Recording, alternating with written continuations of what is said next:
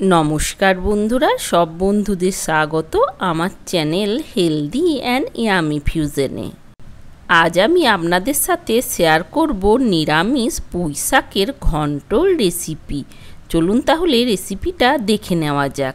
আর তার সাথে দেখে নিন আমি কি কি সবজি এর মধ্যে ব্যবহার করেছি। নিলাম ফুলকপি, পটল, বেগুন, গাজর, মিষ্টি কুমড়ো, মূলো আর তার সাথে নিয়েছি পুঁই শাক।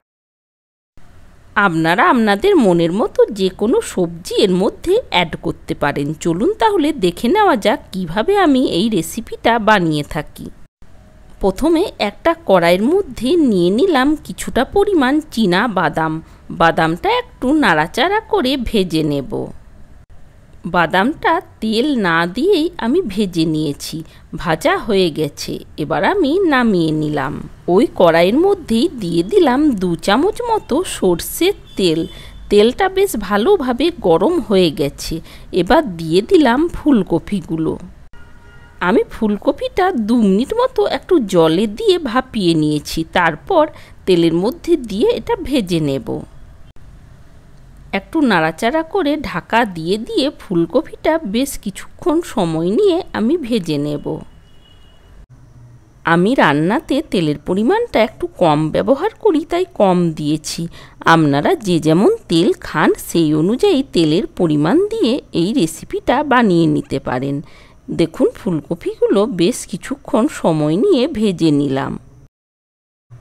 এবার ফুলকপিগুলো নামিয়ে নিলাম। তারপর ওই কড়াইয়ের মধ্যেই দিয়ে দিলাম 1 চামচ মতো সর্ষের তেল। তেলটা বেশ ভালোভাবে গরম হয়ে যাওয়ার পর দিয়ে দিলাম বেগুন।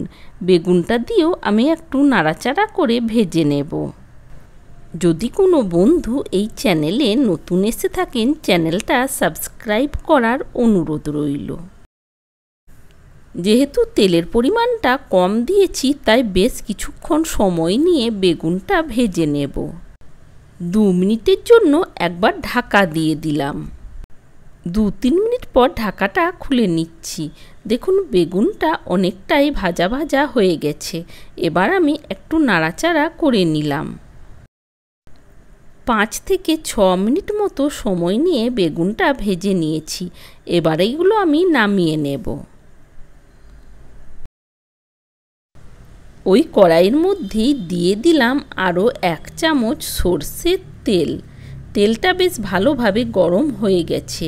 এবার এর মধ্যে দিয়ে দিলাম একটা তেজপাতা আর তার সাথে দিলাম একটা শুকনো লঙ্কা। দিলাম কিছুটা পরিমাণ 5 ফোড়ন। ফোড়ন থেকে একটা মিষ্টি সেন্ট বের হলে এর মধ্যে দিয়ে দিলাম ওই কেটে নেওয়া পটল। আমি এই পটলগুলো ডুমো ডুমো করে কেটে নিয়েছি। আপনারা আপনাদের মনের মতো যে কোনো শেপে কেটে নিতে পারেন। এবার দিয়ে দিলাম আলু আর তার সাথে দিলাম মূলো আর দিয়ে দিলাম গাজর। এই সব সবজিগুলো আমি একসাথে দিয়েই ভেজে নেব। সব সবজিগুলো দিয়ে 1-1.5 মিনিট মতো ভালোভাবে নাড়াচাড়া করে নেব। তারপর কিছুক্ষণের জন্য ঢাকা দিয়ে দিয়ে সবজিগুলো ভেজে নেব। 3-4 মিনিটের জন্য ঢাকা দিয়ে সবজিগুলো ভেজে নিলাম আর মাঝে একবার করে নাড়াচাড়া করে নিয়েছিলাম। এবার 3-4 মিনিট ভালোভাবে ভেজে নেওয়ার পর এর মধ্যে দিয়ে দেব কেটে নেওয়া মিষ্টি কুমড়ো। মিষ্টি কুমড়ো সেদ্ধ হতে খুব একটা বেশি সময় লাগে না, তাই মিষ্টি কুমড়োটা আমি একদম শেষে দিলাম। এই মিষ্টি কুমড়োটা দিয়েও আমি 2 মিনিট মতো নাড়াচাড়া করে কিছুক্ষণের জন্য ঢাকা দিয়ে দিয়ে ভেজে নিলাম। সব সবজিগুলো বেশ ভালোভাবে ভাজা হয়ে গেছে। এবার একটু নাড়াচাড়া করে নেওয়ার পর এর মধ্যে দিয়ে দেব থেতো করে নেওয়া কাঁচা লঙ্কা।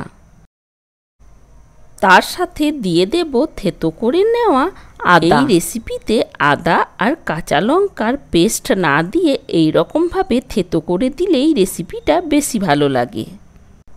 একটু নাড়াচাড়া করে নিলাম।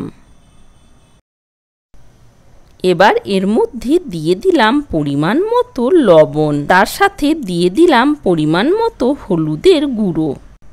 লবণ আর হলুদের গুঁড়োটা দিয়ে একটু ভালোভাবে নাড়াচাড়া করে মিশিয়ে নেব।